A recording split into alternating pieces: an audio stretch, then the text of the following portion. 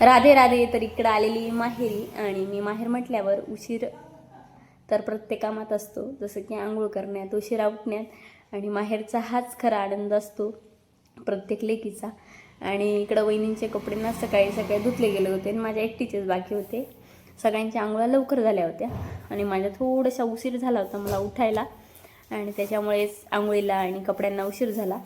आणि मोकळं पाणी होतं, आणि हे जे पाणी येते बाजूला ना धरण आहे, तर तेच इकडं पाणी येतं.